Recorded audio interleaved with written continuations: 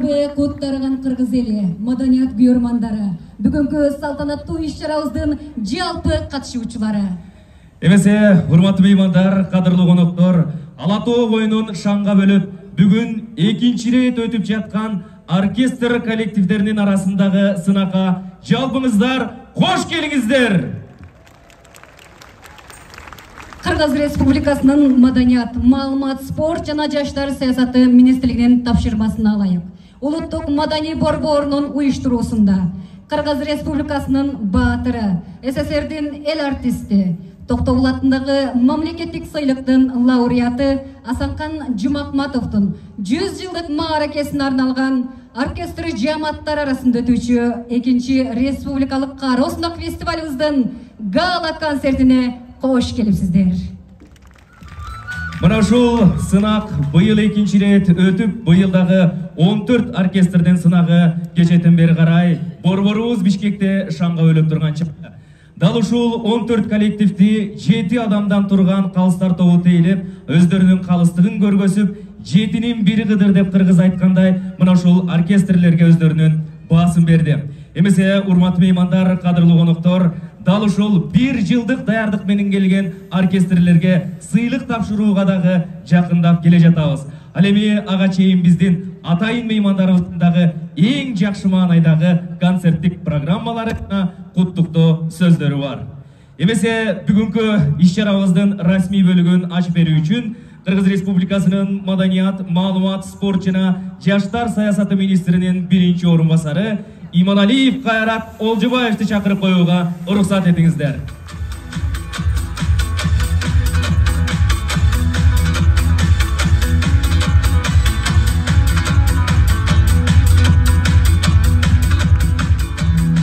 Урматтуу музыка көрөрмандары, ардактуу өнөр карманган биздин маданиятыбыздын кызматкерлери, маданиятыбыздын бүгүнкү күндө туу туткан элибиздин өнөрпоздору, бүгүн биздин борбордук Ала Тоо аянтында Айкөл Манастын эстелигинин жанында улуттук тарых музейинин алдында өзгөчө шаң, өзгөчө салтанат болуп отурат.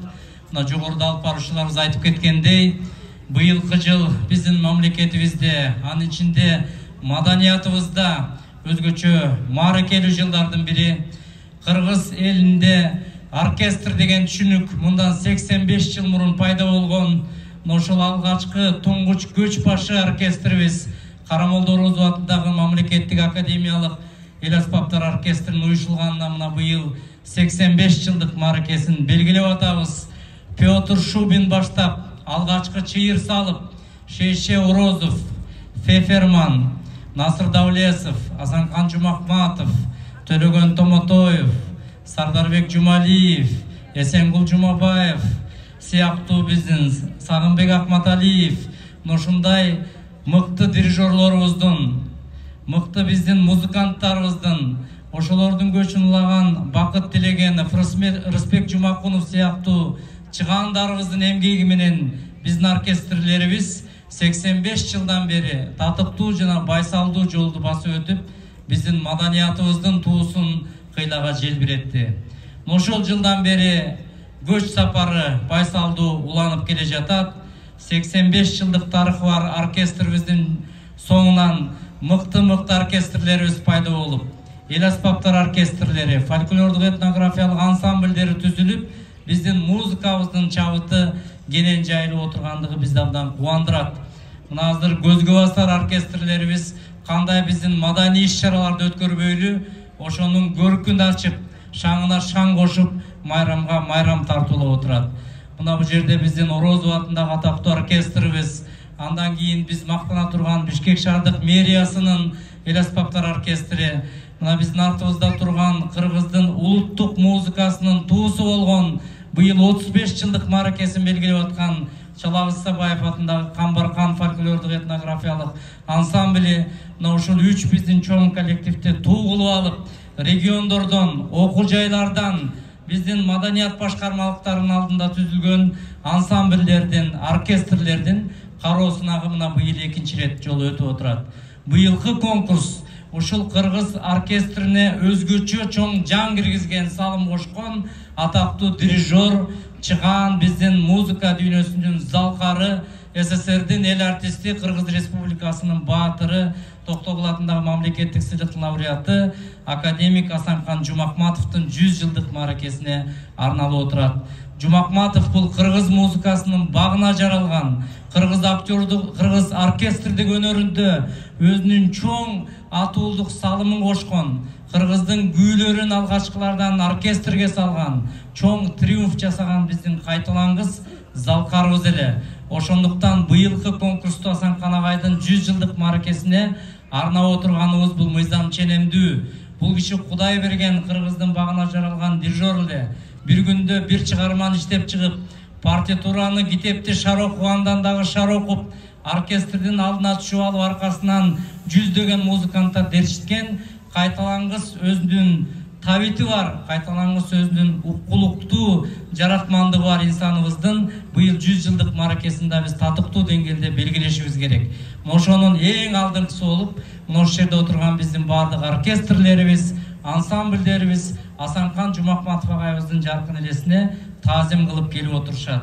Мына ошол жерде отурган музыканттардын баарына каалайт элем. Асанкан агай өзүнүн эмгек жолун ушул Кыргыз эл аспаптар оркестри уюшулганда 39-жылы Москвага урма аспапта ойноп баргам деп айтчу. Ошондой жөнөкөй музыканттыктан оркестрдин дирижеруна чейин жетип, канча жыл чоң-чоң коллективдерди жетектеп Кыргызстандын баатыры болду. Ошол жерде отурган музыканттардын баарына ошол Асанкан агайдын чыгармачылыктагы жолун каалайт элем, эмгекчилдигин каалайт элем, маданиятка ошондой ак кызмат кылуусун каалайт элем. Ошондой залкарларыбызды даңазалайлы, оркестрлерибиздин профессионалдык деңгээлин өстүрөлү, ушул оркестрлерибиз менен маданиятыбыздын жүзү кандай экендигин чет мамлекеттерге тааныталы. Биздин ала тоянтыбызда дайым күү жаңырып, ыр жаңырып, мамлекетибизде майрам болуп турсун, дайым жакшылыктар коштоп турсун. Баарыңыздарды мына ушул кароо сынактын ийгиликтүү өтүшү менен куттуктаймын. Ыраазычылык Кыргыз Республикасынын маданият, спорт жана жаштар саясаты министринин биринчи орун басары Иманалиев Кайрат Олжобаевич болду. Кыргыз Республикасынын баатыры Асанкан Жумакматовдун 100 жылдыгына арналган экинчи республикалык оркестрлер ортосундагы кароо сынактын гала концерти болуп атат. Жогорку деңгээлде уюштурулган бул кароо сынакка республиканын бардык жериндеги оркестрлер жамааттары катышып отурушат. Алардын катарында биздин Жалал Абад облустук Токой Сатынбеков атындагы филармониясы дагы катышып отурат. Бизди колдогон Кыргыз Республикасынын президентинин облусубуздагы өкүлчүлүгүнө ыраазычылык билдиребиз. Ошол менен биргеликте дем күч берген, руханий дем күч берген ар бир үйөрмандарыбызга ыраазычылык билдиребиз. Мындай конкурстарга көбүрөөк катышканга аракет кылабыз. Биз сиздерди сыйлайбыз. Караңызчы кесиптеш, Борбор калабыз Бишкек шаарында бүгүн ыр майрам, чоң салтанат саамалык. Албетте, ыркуу айкалышкан ошол майрамдык кече жалпыңыздар үчүн арналып олтурат. Албетте, ырга ынак күүгө жакын элибиз ар убак жүрөгүнө ыр түнөтүп, күү түнөтүп келген эмеспи? Эмесе, урматтуу меймандар, кадырлуу коноктор, дал ушул борборубуздун жүрөгү болгон Ала Тоо аянтында азыр 17 коллектив чогулуп, сиздерге Кыргыздын керемет кайрыктарынан аткар бергени турат. Карамалдо Орозов ибарат. Алеми мына ушул жалпы оркестрлерде башкаруу үчүн алдыңыздарга башкы дирижер, Кыргыз Республикасынын эл артисти, даңк медалинин ээси Бакыт Тилегенов агайыбызды борбордук трибунага чакырабыз. Кол чабуулдар болсун.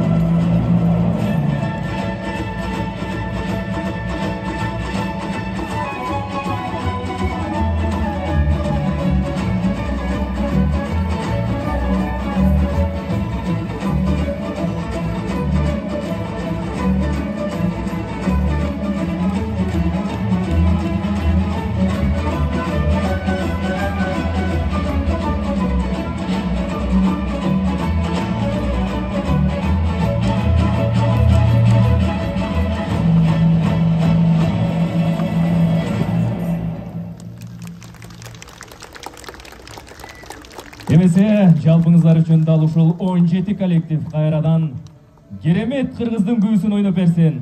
Атай Огунбаев, Маш Ботой.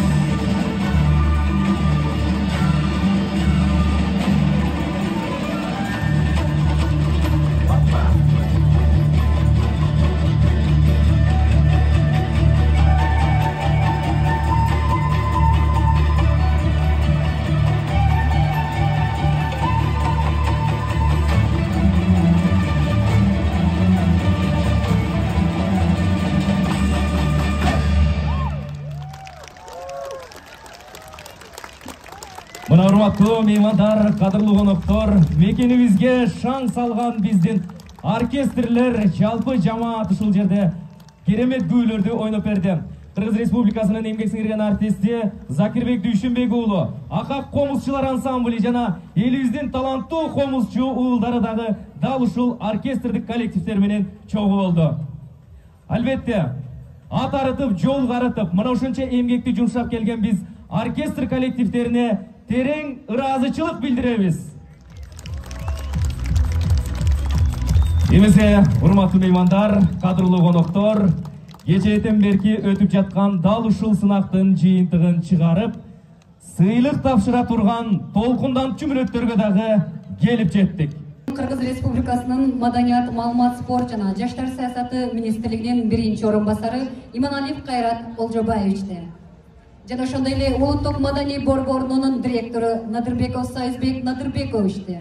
Жана ошондой эле мына ушул аймактардагы оркестрлерди, жалпы эле Кыргызстандагы оркестрлер жамаатынын тутумун бекемдөө үчүн ушул конкурсту иштеп чыгып, жалпы жобону жар салып, 2 жылдан бери өткөрүп келе жаткан аталган фестивалдын автору, Шашен Демечиков атындагы Чүй облустук театрынын директору, биздин ардактуу агайыбыз Жумакадыр Курмангалиев агайыбызды дагы сахнага чакырып коюуга уруксат этиңиздер. Бүгүнкү иш-чаранын катышуучулары СССРдин эл артисти, Токтогул атындагы мамлекеттик сыйлыктын лауреаты, Кыргыз Республикасынын баатыры Асанхан Жумакматовдун 100 жылдык мааракесине арналган республикалык оркестрлердин кароо сынагына катышкан бардык катышуучуларды куттуктайм.